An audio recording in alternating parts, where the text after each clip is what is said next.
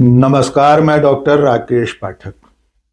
दोस्तों, अगर आप अपने घर में सत्यनारायण की कथा करवा रहे हों और पुलिस उसे अपराध कहने लगे, अगर आप अपने घर की चार दीवारी में सुंदरकांड का पाठ करवा रहे हों और पुलिस आपके खिलाफ एफआईआर दर्ज कर ले, अगर आप अपने खाली प्लॉट में अपने घर की चार दीवारी के भीतर अखंड रामायण का पाठ करवा रहे हो, अपने इष्ट मित्रों नाते रिश्तेदारों के साथ किसी भी तरह की कोई पूजा पाठ कर रहे हो और पुलिस आपको गिरफ्तार करके ले जाए, आप अपने घर के भीतर कोई भी धार्मिक आयोजन कर रहे हो और पुलिस ये कहने लगे कि आपने इस तरह की पूजा पाठ करके अपने घर को धार्मिक स्थान में बदल दिया है, तो आप क्या कहेंगे?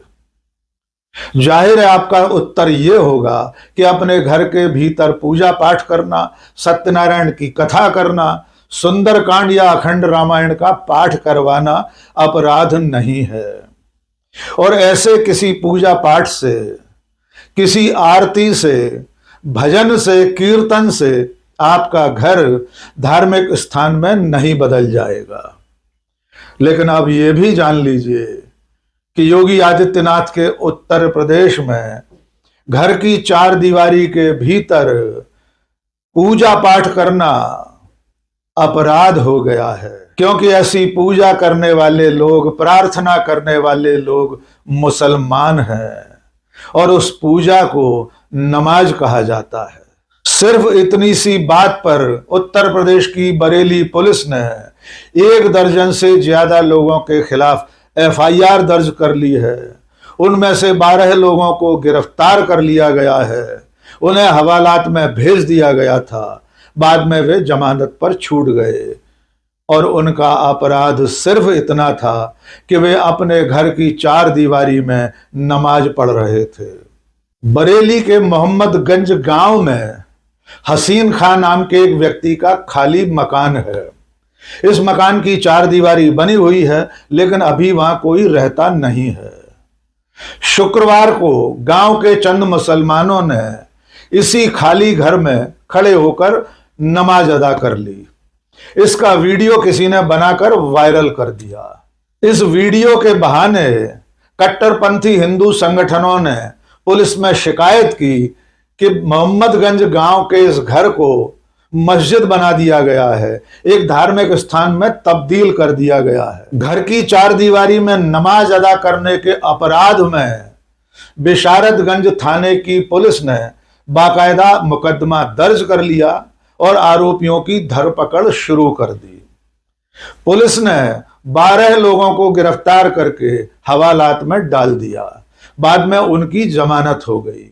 मकान मालिक हसीन खां और 2 अन्य आरोपियों की पुलिस को अब तक तलाश है। यानी घर की चार दीवारी में, अपनी ही संपत्ति में, अपने ही घर के प्रांगण में नमाज अदा करना उत्तर प्रदेश पुलिस की निगाह में अपराध हो गया है। एडिशनल एसपी अंशिका वर्मा कह रही हैं कि कुछ लोगों ने घर में नमाज अदा करके उसे धार्मिक स्थान में परिवर्तित कर दिया था, इसलिए उनके खिलाफ एफआईआर दर्ज की गई है। यद्यपि आरोपियों को बाद में जमानत मिल गई।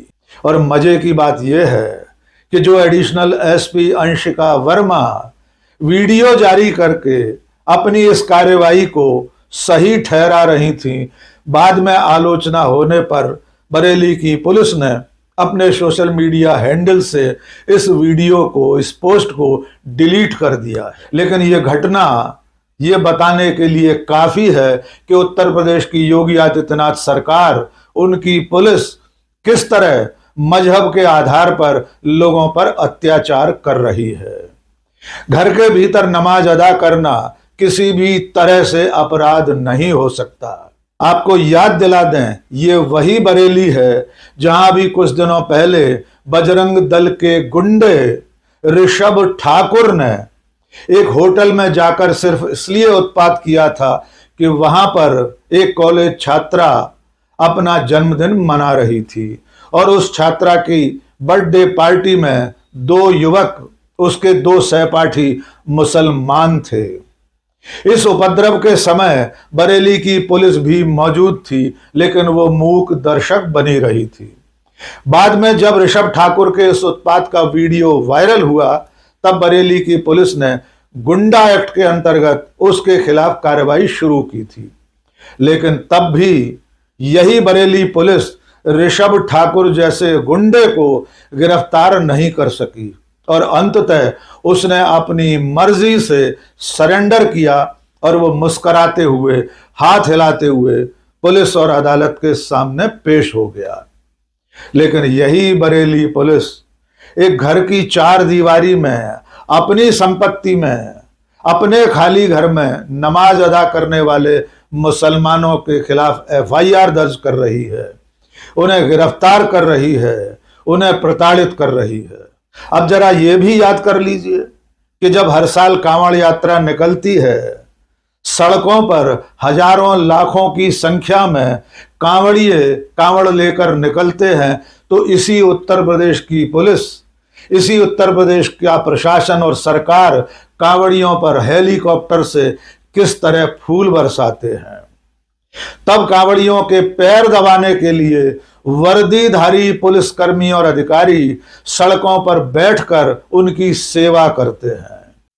ये भी याद कर लीजिए कि इस देश में हर नवदुर्गा के मौके पर, हर गणेशोत्सव के समय देश के तमाम राज्यों में, तमाम शहरों में सड़कों पर झांकियां लगती हैं, बड़े बड़े चल समारोह निकाले जाते हैं, पुलिस उनके साथ कदम ताल करती है।